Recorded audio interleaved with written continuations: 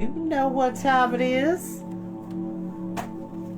Woo! Get into it! Get into it! Yes!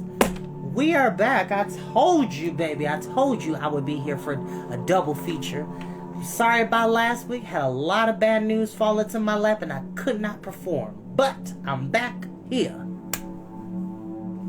Not like y'all didn't see me Tuesday, but to give some context of what's going on. So, I was supposed to do a reading for Storytime yesterday, but I got caught up with dinner plans that ended up making my finish up time a little bit later, so I didn't want to have you all try to look at Storytime at like 10 o'clock at night, hence why I'm doing a double feature today. But, is that Karma? Hi, honey. I need to talk to you. Because I might need a ride to Dollar General, girl. I need to talk to you. I love you. But let's go ahead and get started. Like I said, you don't have to watch these videos when they go live. You're more than welcome to watch them in your downtime, nap time, max, relax, and chillaxing time, meme time, in between time, scheme time. Any time that you want to hear a highly animated voice bring you wonderful stories of magic, fantasy, science fiction, adventure, and many, many more in between. Let's go ahead. Because it seems like the Quagmire triplets are in VFD, but the problem is the Baudelaires can't find them. Can't find them. So we're going to see what happens next. Chapter 6. Although jumping to conclusions is an expression rather than an activity, it is as dangerous as jumping off a cliff, jumping in front of a moving train, and jumping for joy. If you jump off a cliff, you have a very good chance of experiencing a painful landing unless there's something below you to cushion your fall, such as a body of water or an immense pile of tissue paper. If you jump in front of a moving train, you have a very good chance of experiencing a painful voyage unless you are wearing some sort of train-proof suit. Which, that's not a thing, kids. I'm going to just tell you right now, it's not a thing. No amount of Kevlar.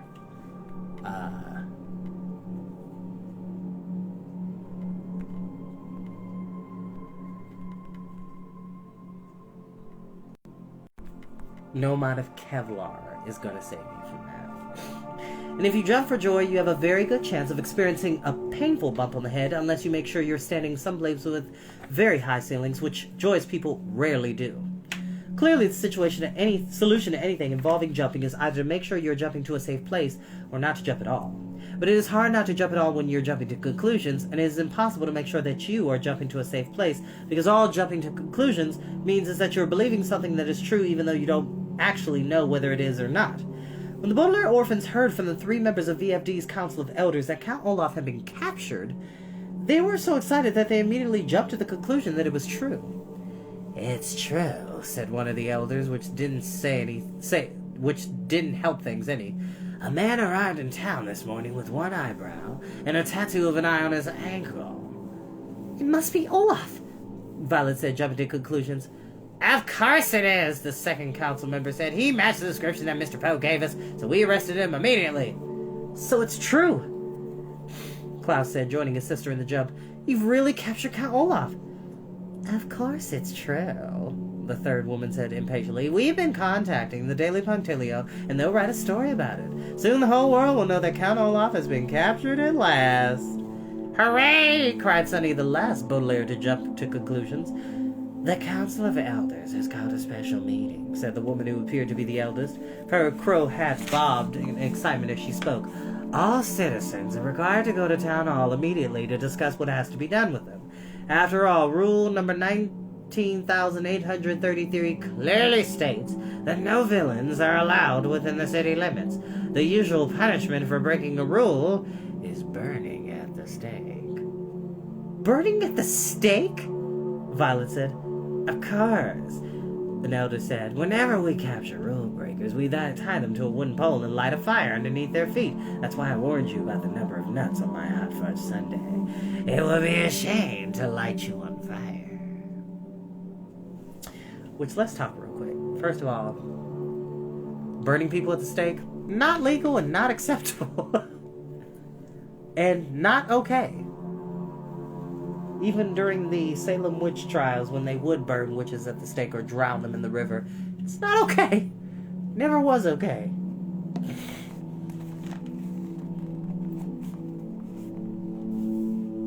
You mean the punishment is the same no matter what rule you break? Klaus asked. Of course, another elder replied. Rule number 2 clearly states that anyone who breaks a rule is burned at the stake. If we didn't burn a rule breaker at the stake, we would be rule breakers ourselves, and someone else would have to burn us at the stake. Understand? Sort of, Violet said, although in truth she didn't understand at all. None of the Baudelaires did. Although they despised Count Olaf, the children didn't like the idea of lighting him on fire. Burning a villain at the stake felt like something a villain would do rather than something done by foul devotees. But Count Olaf isn't just a rule breaker, Klaus said, choosing his words very carefully. He has committed all sorts of terrible crimes. It would seem best to turn him over to the authorities rather than burning him at the stake. Well, that's something we can talk about at the meeting, a councilwoman said, and we'd better hurry or we'll be late. Hector, get down from that ladder. Hector didn't answer, but he got down from the ladder and followed the 3 members of the Council of Elders away from Foul Fountain, keeping his eyes on the ground at all times. The Baudelaires followed Hector, their stomachs fluttering as they walked through the uptown district to the downtown one, where the crows were roosting as though they had been yesterday.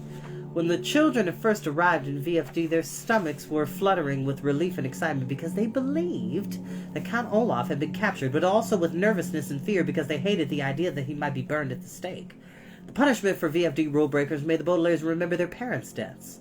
And they didn't like the idea of anyone being lit on fire. No matter how vile a person they were, it was unpleasant to feel relief, excitement, nervousness, and fear all at once. By the time they arrived at Town Hall, the stomachs of the Baudelaire orphans were as fluttery as the crows, which were muttering and scuffling as far as the eye could see. When one's stomach is as fluttery as all that, it is nice to take a short break to lie down and perhaps sip a fizzy beverage, but there was no time for such things. The 3 members of the council led the way to the large room in Town Hall, decorated with portraits of crows. The room was in pandemonium, which is one of my favorite words, a phrase which here means filled with elders and townspeople standing around arguing. The Baudelaires scanned the room for a sign of Olaf, but it was impossible to see anyone over the bobbing crow heads. Something a bit more impressive. Hold on. Oh yes, ominous.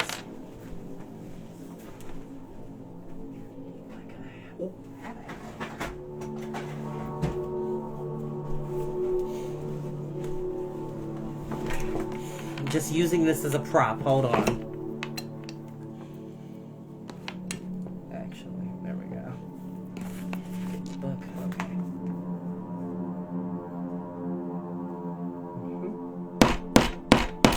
We need to begin the meeting! Order! I will have order! It's not a gavel, but it's giving the impression of, like, bear with me, okay?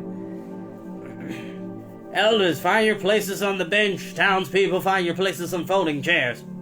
The townspeople stopped talking at once and hurried into their seats, perhaps afraid that they would be burned at the stake if they didn't sit down quickly enough. Violet and Klaus sat down next to Hector, who was still staring at the floor in silence, and picked up Sunny so she could see.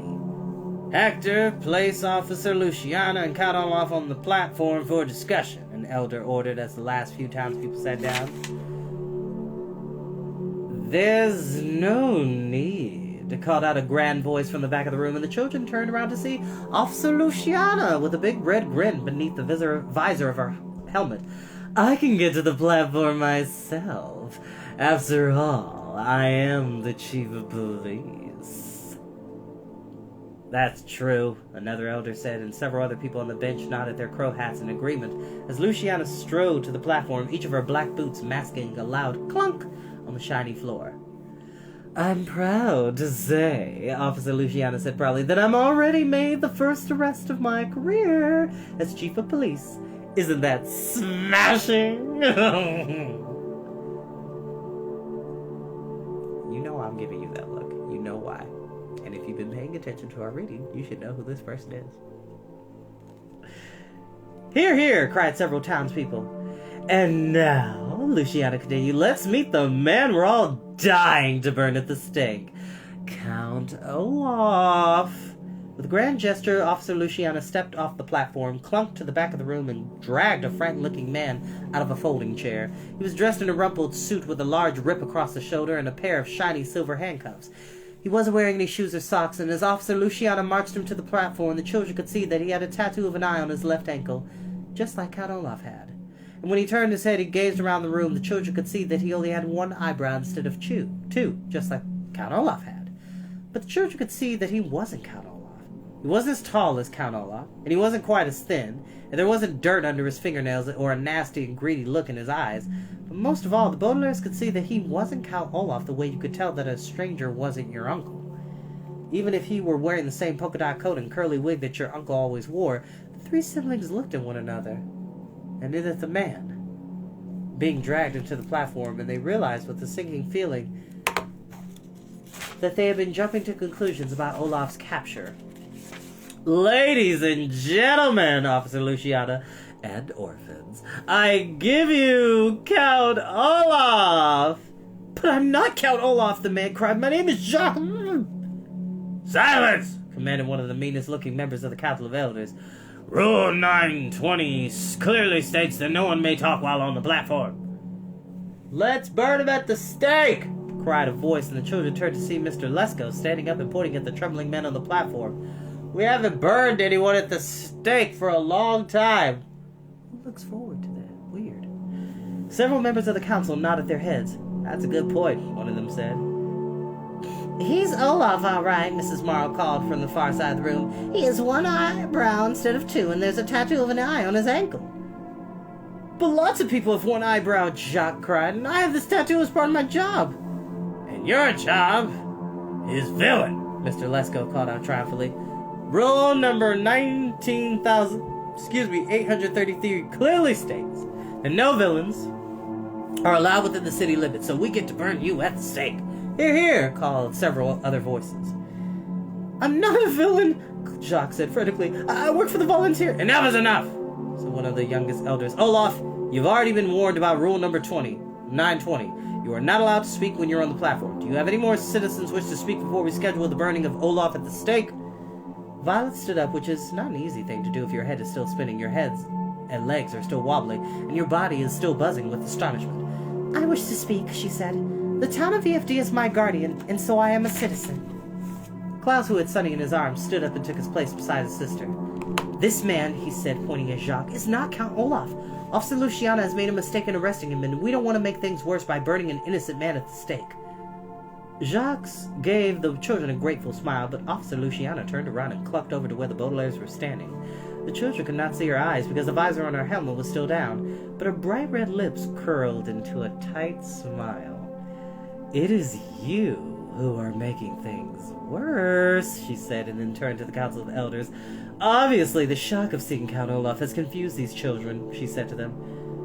Of course it has, agreed an elder. Speaking as a member of the town, serving as their legal guardian, I say that these children clearly need to be put to bed. Now, are there any adults who wish to speak? Baudelaire looked over at Hector in the hopes that he would overcome his nervousness and stand to speak up. Surely he didn't believe that the three siblings were so confused that they didn't know who Count Olaf was. But Hector did not rise to the occasion, a phrase which here means continued to sit in his folding chair with his eyes cast downward. And after a moment, the Council of Elders closed the matter. I hereby close the matter, Elder said. Hector, please take the Baudelaires home. Yes, called a member of the Vorhigen family. Put the orphans to bed and burn Olaf at the stake. Hear, hear, several voices cried. One of the Council of Elders shook his head. It's too late to burn anyone at the stake today, he said. There was a mutter of disappointment from the townspeople. We will burn Count Olaf at the stake right after breakfast, he continued. All uptown residents should bring flaming torches, and all downtown residents should bring wood for kindling and some sort of healthy snack. See you tomorrow. In the meantime, Officer Luciana announced, I will keep him in the uptown jail, across from Foul Fountain. But I'm innocent! The man on the platform cried. Please listen to me, I beg of you. I'm not Count Olaf. My name is Jacques. He turned to the three siblings. He could see he had tears in his eyes. Oh, Baudelaires, he said, I'm so relieved to see that you're alive. Your parents... That's enough out of you, Officer Luciana said, clasping her white gloved hand over Jacques' mouth. Pit-pit, Sunny shrieked, which meant, wait.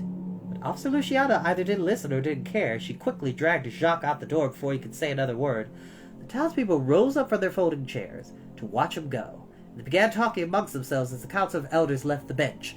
Baudelaire saw Mr. Lesko share a joke with the Vorhugen family, as if the entire evening had been a jolly party instead of a meeting sentencing an innocent man to death.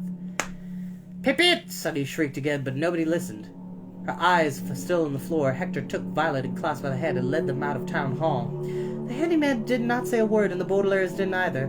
Their stomachs felt too fluttery and their hearts too heavy to even open their mouths. As they left the council meeting without another glimpse of Jacques or Officer Luciana, they felt a pain even worse than that of jumping to conclusions.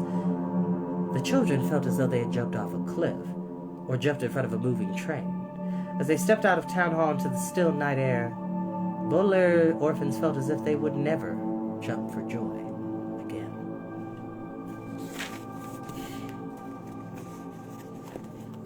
And that is where we will end for tonight. As always, thank you for watching. I love and appreciate you. See y'all next time.